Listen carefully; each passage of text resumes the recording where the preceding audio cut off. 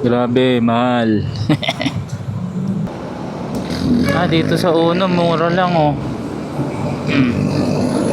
75 yung pula. Putik. Putik. Kapit lang po talaga. Wala po tayong magagawa dahil ganyan po talaga. That's the effect of war.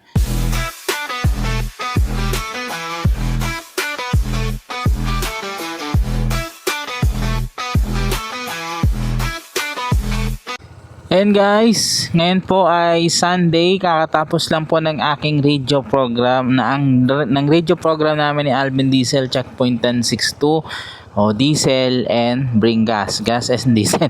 Sakto, di ba? Sumakto pa sa kasalukuyan.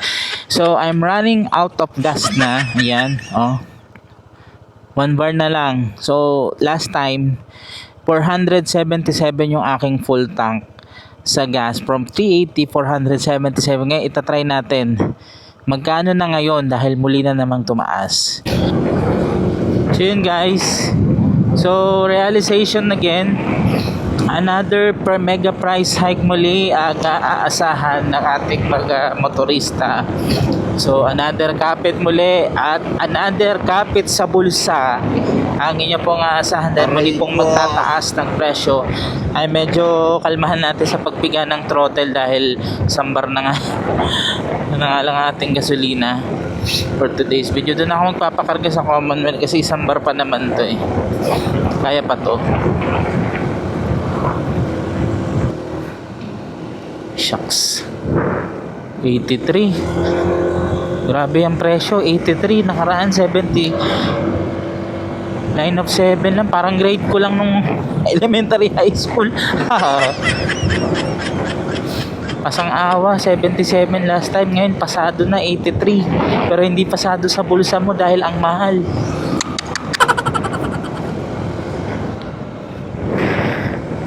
Sabi kasi ng sabi ng Department of Energy, ayan, possible may mega price hike next week. So brace for another impact na naman sa ating mga bulsa at ating mga sarili. Pipiliin nyo pa bang magsasakyan or maglakad at mag-commute na lang dahil sa mahal ng gasolina?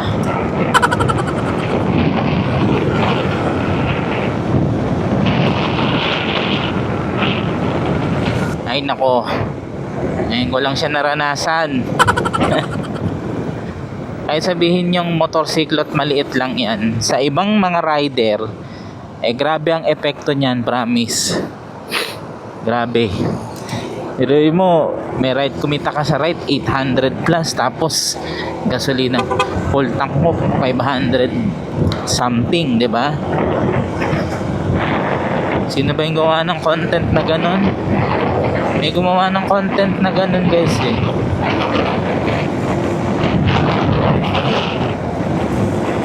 Tingnan nyo yung takbo ng mga sasakyan.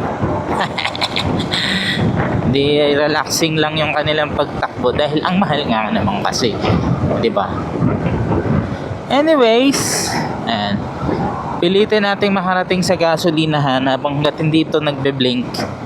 Kung mag-blink ito pag U-turn ko, dyan na tayo sa Misus Suaregi sa Petron. Pero kung magbe-blink yan hanggang Fairview pa, pilitin natin. Kasi ano pa to eh, almost 1 liter pa yan. Alam ko 1 liter pa yung isang bar na yan. Ba, may ilaw na sa Commonwealth Ayun, ingat lang kayo dito sa Commonwealth, maraming sira ulo.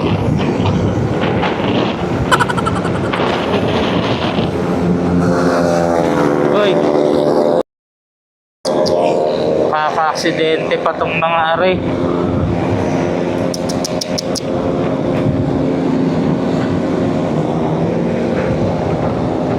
Napaliw na mahal pa gasolina niyan.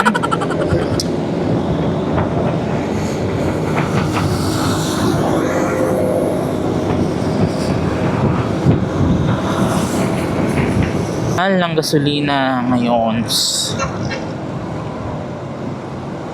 Grabe, sumain nyo. Ala,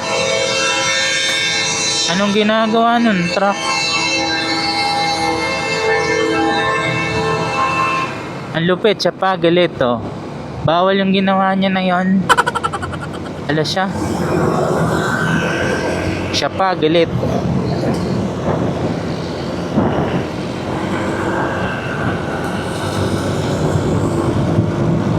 Dinamad mag-U-turn ang kuya mo. Send nga natin sa MMDA yan. Ay, kago. Tangina mo ka. Piste. Biglang sumisingit sa kanan.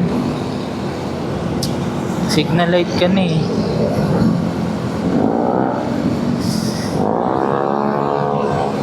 Okay, papagas tayo ngayon sa petrol.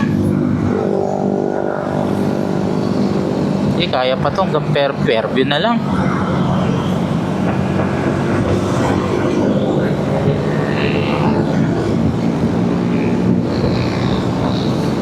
Haba ng pila oh.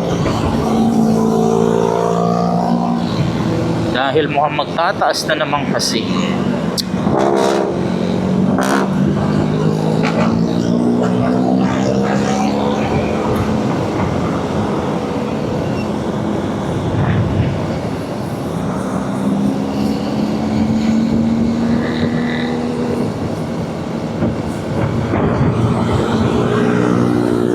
Sabi sa Shell, 105 na yung gasolina.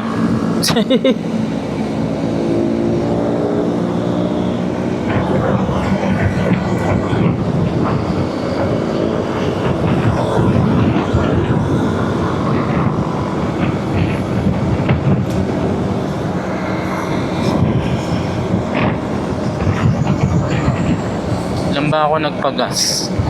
Kasi nag-ano nga pala kami, Batangas.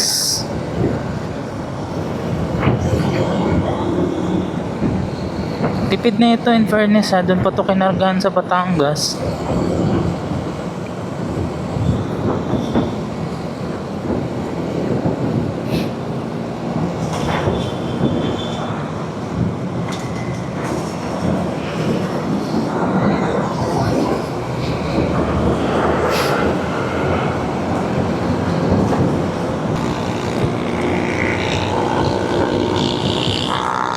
Di pa nagbe-blink ka, ang tipid ah.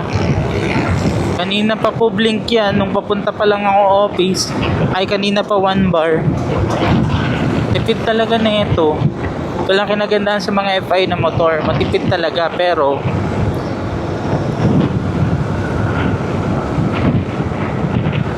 pag mga ganito yan, free wheel na lang ginagawa mo para tipid.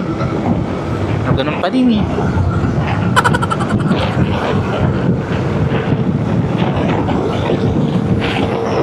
Oops.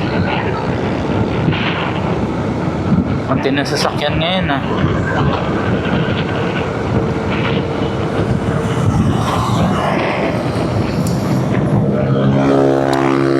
Sira ulo sa daanan talaga. Dami.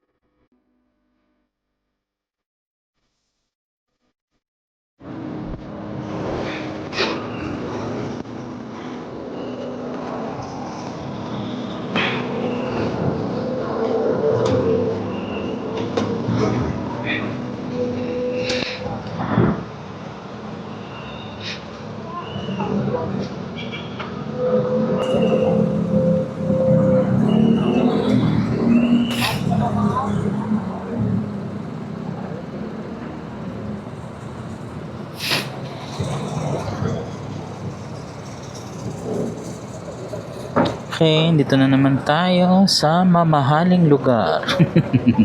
Grabe yung gasolina. Ang taas. Ano oras na? 10:20. XCS kuya. XCS full tank.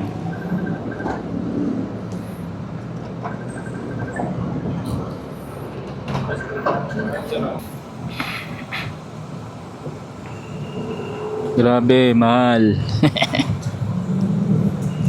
Ang mahal.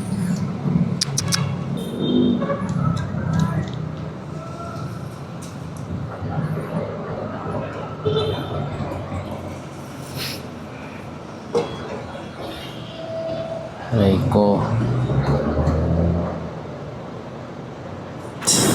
Hindi ko isagad mo. Huh?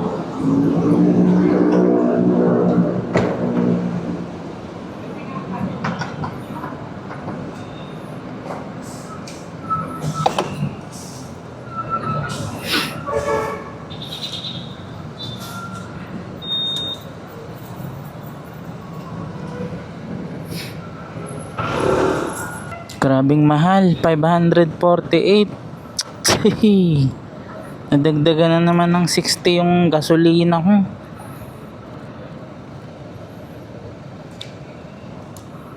Noon ko na tuloy itong idling stop, dati hindi.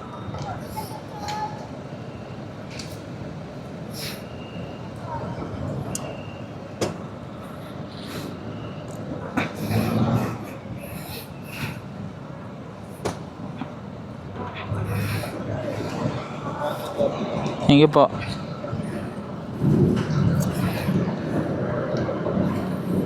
Yan no.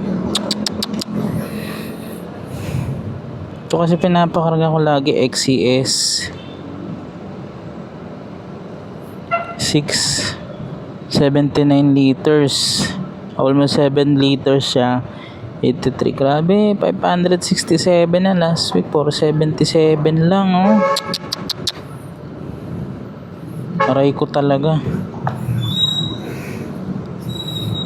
Aray ko.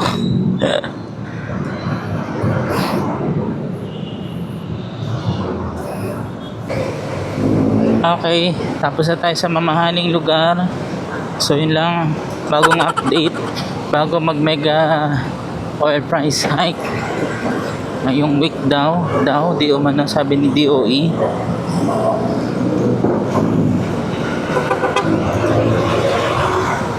Grabe ang paligid. Okay.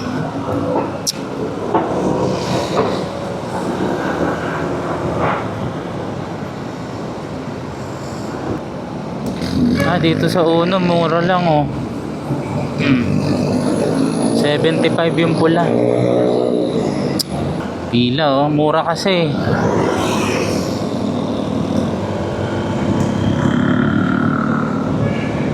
Diba nag-i-idling stop na rin ako dati, hindi.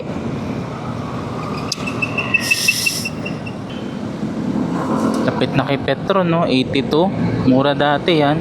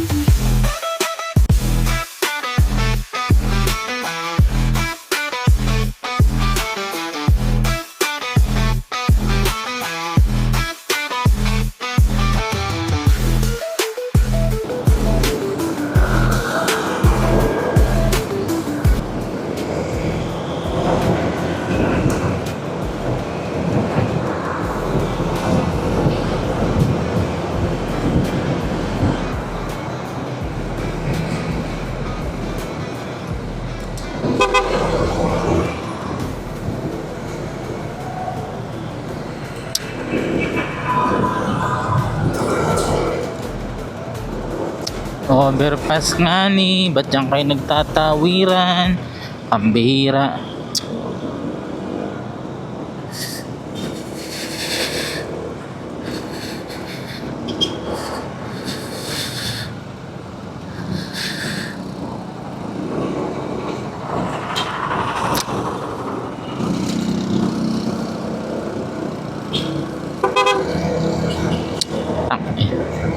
Unahan ng putik.